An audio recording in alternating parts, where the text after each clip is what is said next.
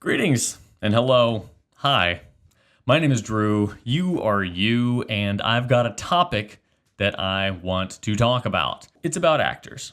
It's about underrated or lesser recognized actors. And I've got a few in my mind that I just want you to be aware of. So whenever I see an actor in a movie a few times and I'm impressed, even though they're not an A-lister, I make it a point to look them up and try to remember their name. It takes a long time because my memory is crap.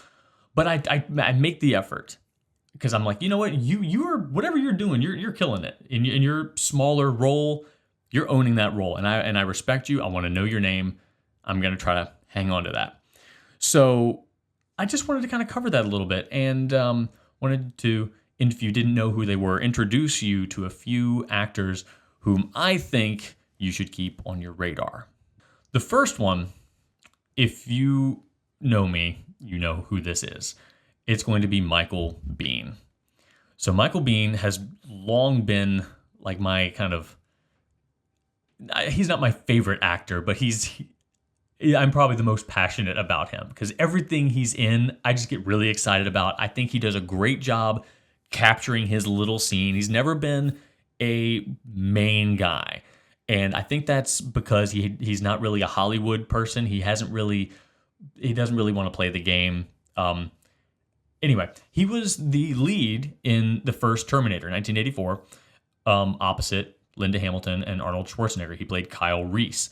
And he was great. He was solid. He was the main dude. He was protecting Sarah Connor the whole time. So fantastic, Michael Biehn there.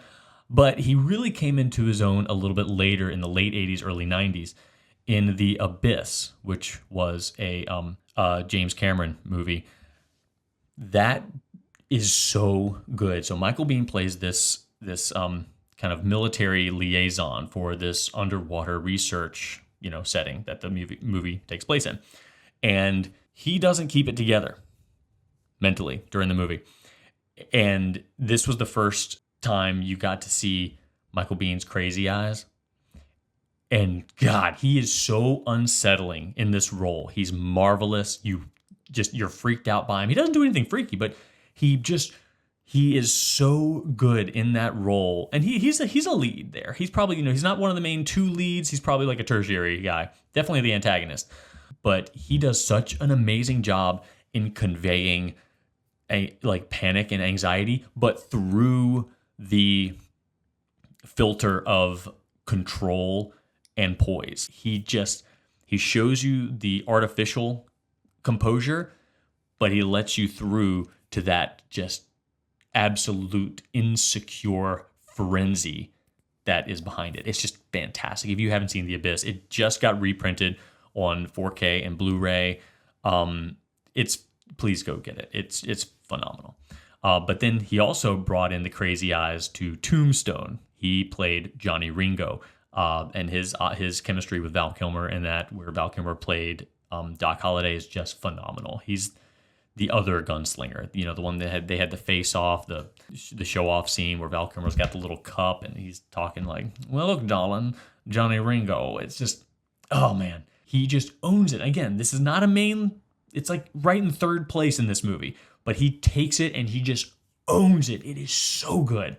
But going back a little bit, before Tombstone, he did Aliens, the best film in the Aliens franchise. Another James Cameron. He played Corporal Hicks. Again, maybe not the main character. He's probably in second position, maybe third here.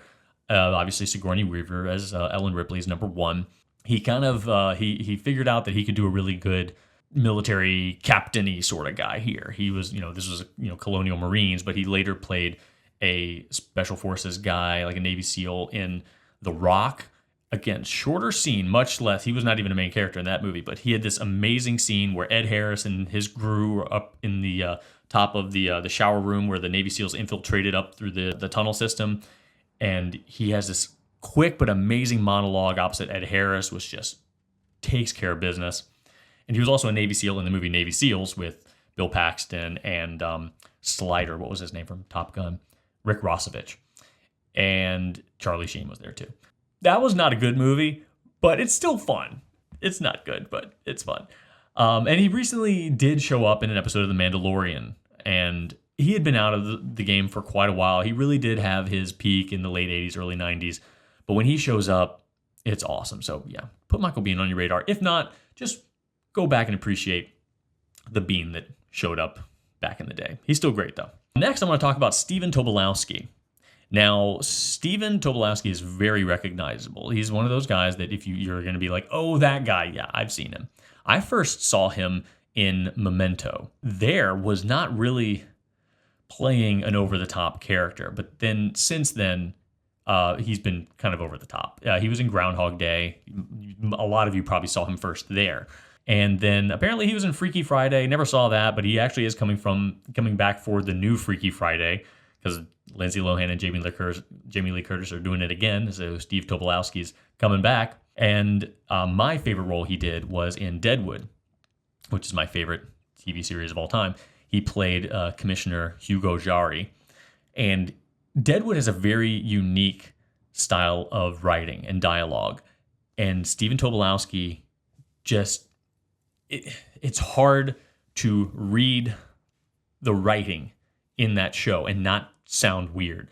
So I mean, no one sounds weird because the show's magnificent. It's freaking flawless.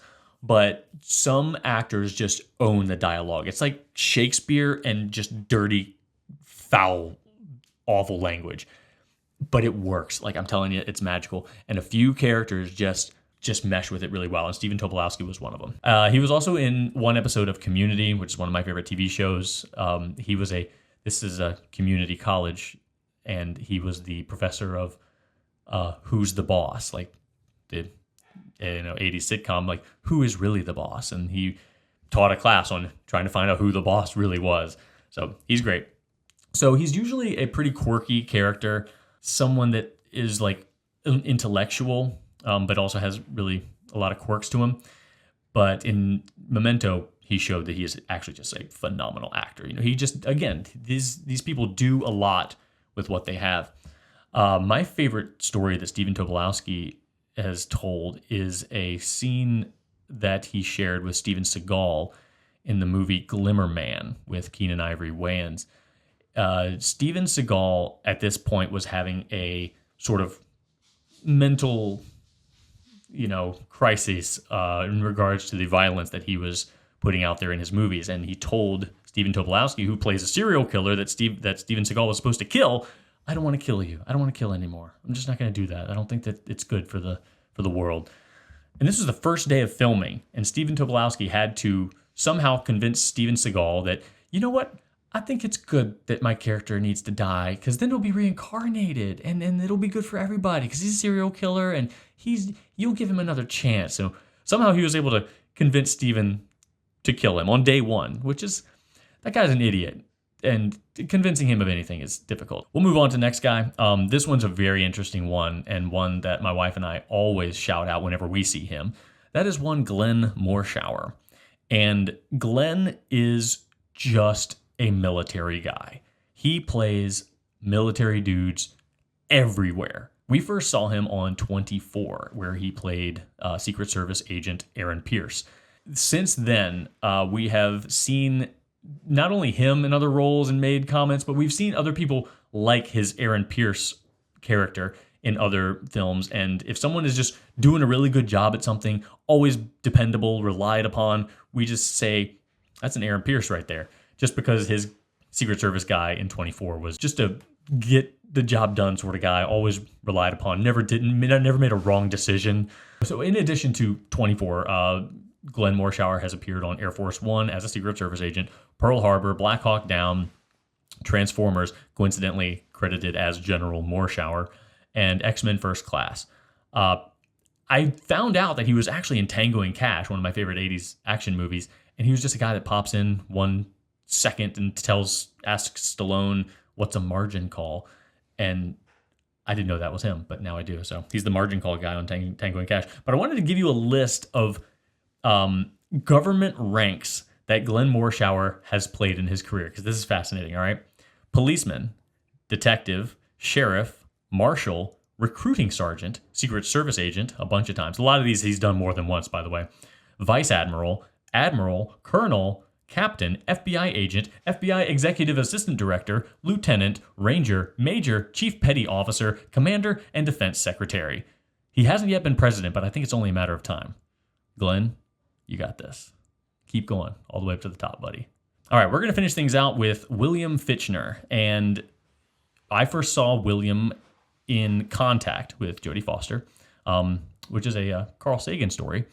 And that's a fantastic movie. If you haven't watched that in a while, go back to it. It holds up really nicely. I feel like I enjoy it more every time I see it. He was also in Armageddon, and he was one of the actual astronauts, because they have these oil guys team up with the astronauts. William Fichtner played like the serious astronaut guy, and he was fantastic. Again, show stealer. This guy snatches it and just owns it, and in the best way. He's not like taking attention away, but you see the cover and you see Bruce Willis, Ben Affleck, Liv Tyler, but this guy, like William Fichtner, I'm telling you, he has that command. He really does. Despite not being an A-lister, he has that same gravity. He has that same command. He's magnificent. He was also in Pearl Harbor and Black Hawk Down, which our buddy Glenn Morshower was also in. He was in Crash. I think he got nominated for an award for that one.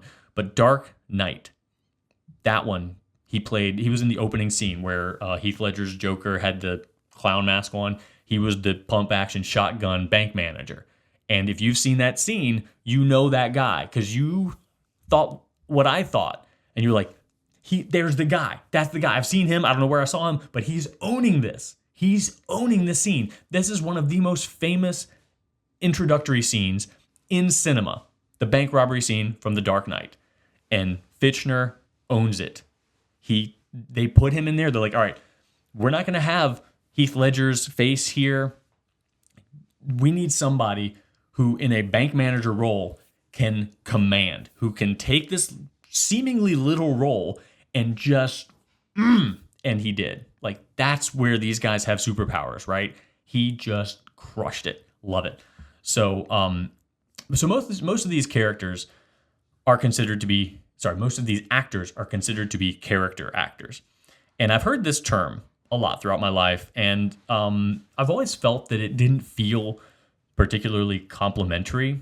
To me, it felt a little kind of insulting or belittling, implying that they're only capable of playing like one type of character.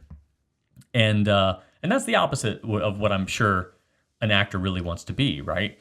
So then I thought about it. When Glenn Morshower, for example, shows up in a movie as a military guy, he instantly gives that character credibility because he's just good at it. So yes, I'm sure a lot of them probably wish that they were not typecast, but you might not even be able to do that. You might not be able to just instantly put somebody in a military general role. Even if they were an A-lister, they still might not have that immediate gravity that Morshower has. They might not. He just, whatever it is, he just has it. Again, we can go back to William Fichtner's Dark Knight scene. He took command of it. They were like, we need somebody who can use their superpower of just total scene ownership of a seemingly minute role. I don't know if anybody else could have done that. And that's where I think character actors are actually, I do think that can be a 100% impressive and respectful term.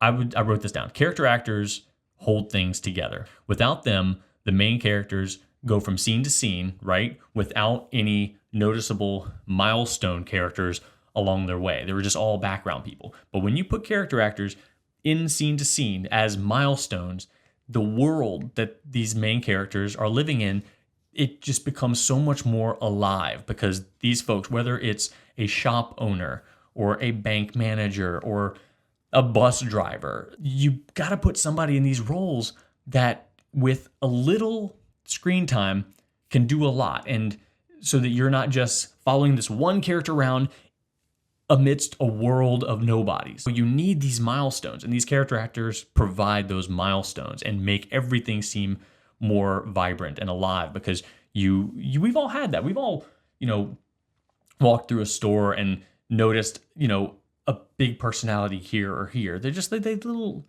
timestamps, and they're really necessary. They really are. Some more of my favorites are Stephen Root, Clancy Brown, Kurtwood Smith. The term character actor isn't really set in stone by any means, so it's very much up to interpretation. So you might even put powerhouse actors like J.K. Simmons in there, or maybe Paul Giamatti or Walton Goggins. To me, I don't think so, but I guess you could see how they could be as well. But either way, they're awesome and they deserve to be in the public eye, and you should know their names. They're worthy of it for sure. There's a fun documentary called That Guy Who Was in That Thing. I don't believe any of the actors I mentioned here are in that documentary, but it is a fun watch and kind of speaks to a little bit of what I did today, talking about guys that you've probably seen that may not be just immediately recognizable, folks you probably don't know their name, but it's definitely worth a watch if you have the time. I don't know where it's streaming right now, but I'm sure you catch it somewhere. All right, that's it. Those are the 4 that I wanted to mention to you. There's a lot more, and I could definitely go into more depth about Stephen Root and Clancy Brown, and oh my God, Walton Goggins. Walton Goggins better be on your radar, because if he's not, then you're not enjoying your life as much as you possibly could be. So we could talk more about that, but for now, we'll leave it at that. Hopefully this was entertaining for you. Hopefully some of these actors were already on your radar.